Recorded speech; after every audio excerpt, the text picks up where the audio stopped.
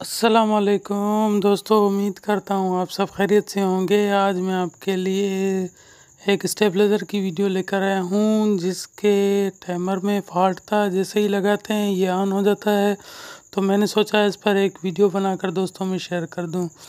तो ये 5 रिले में स्टेबलाइज़र है, 4 रिले इनपुट आउटपुट है और 1 रिले इसमें टाइमर है। और जैसा कि आप देख रहे हैं ये 5 रिले की सर्किट इसमें लगी हुई है। ये 7812 इसका डायरेक्ट मैंने पहले भी बताया था वीडियो में, ऐसे ही किया हुआ है क्योंकि लॉकडाउन की वजह से सामान ही नहीं मिल रहा, मजबूरन मुझे 7812 भी डायरेक्ट करना पड़ा।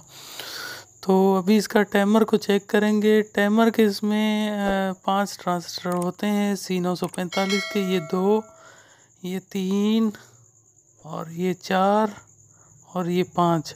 ये 5 ट्रांजिस्टर जो होते हैं C945 के होते हैं और ये टाइमर में इस्तेमाल होते हैं। तो सबसे पहले ये कहना चाहता हूँ कि हमारी वीडियो को आखिर तक देखें, लाइक करें, कमेंट करें, शेयर करें, सब्सक्राइब करें और बेल आइकन को प्रेस करें। उससे ये होगा कि हमारी हर नई आने वाली वीडियो आपको सबसे पहले मिलती रहेगी और आप उससे बहुत कुछ फ़ायदा हासिल कर सकते हैं। तो जो 5वां और चौथा मैंने बताया था ज़्यादातर ये ख़राब होते हैं। पहले मैंने अभी ट्रांजिस्टर निकाला है, अब इसकी रीडिंग चेक करेंगे। तो ये आप अपने हिसाब से ही चेक कर सकते हैं, जिस हिसाब से आपने सीखा हुआ है काम उस हिसाब से चेक कर सकते हैं। जो भी मीटर आप चलाना जानते हैं तो उस हिसाब से मल्टीमीटर से चेक कर सकते हैं।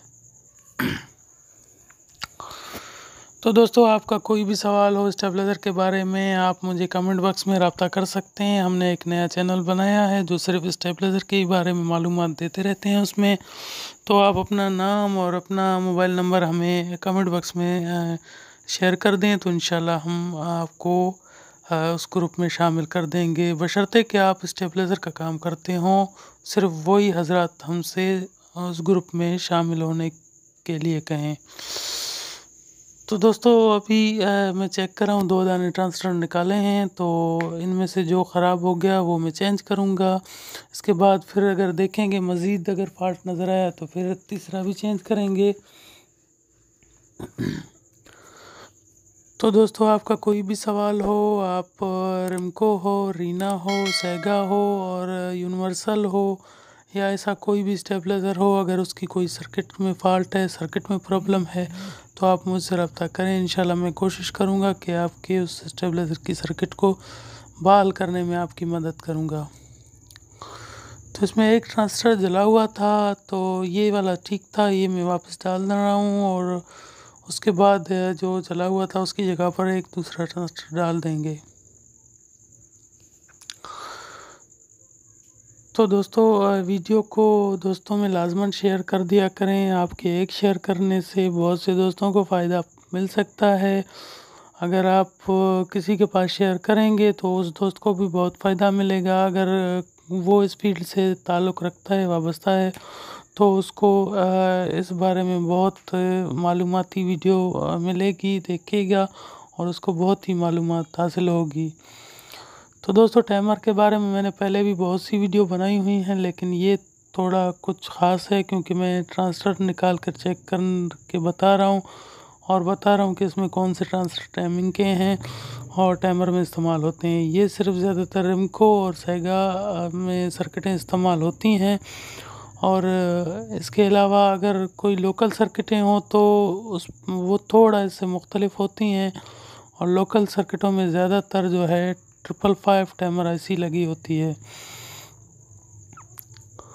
तो दोस्तों, इस टाइमर को मैंने जल्द से जल्द ऑन करने के लिए, इमरजेंसी ऑन करने के लिए भी बताया था दोस्तों को कि ये किस तरीके से ऑन किया जाता है। अगर मैं इसको अभी ट्रांजिस्टर लगा रहा हूँ, फिर 3 से 4 मिनट वेट करूँ कि भाई अभी टाइमिंग चेक करनी है, तो फिर मुझे टाइम ज़ाया होगा। तो मैं सिर्फ़ एक तार लगा कर इसको डायरेक्ट करके चेक करूँगा और वो बिल्कुल आसानी से डायरेक्ट भी हो जाएगा और हमें पता भी चलेगा कि इसका टाइमर काम कर रहा है या नहीं कर रहा।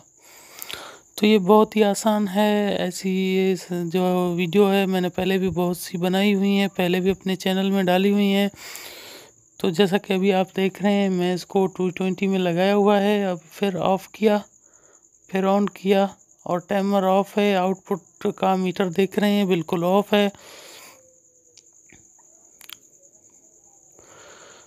तो अभी मैं इसको मीटर की तार की मदद से या कोई भी ऐसा जंपिंग करके आपको स्टार्ट करके दिखाऊंगा।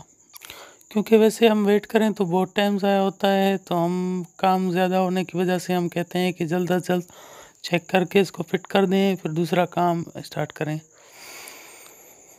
तो दोस्तों जैसा कि आपने देख रहे हैं कि मैं एक जंपिंग की मदद से तार जब उसमें दोनों टांकों में टच करता हूं तो ये बिल्कुल इमरजेंसी बटन की तरह काम कर रहा है और ये ऑन होता है।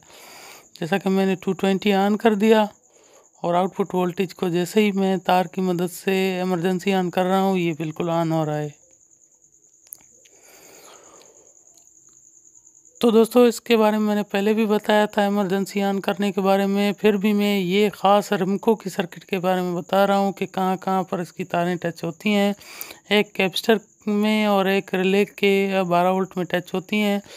जैसा कि आप देख रहे हैं मैं टच कर रहा हूँ और जब टच करता हूँ तो ये ऑन हो जाता है इसका टाइमर।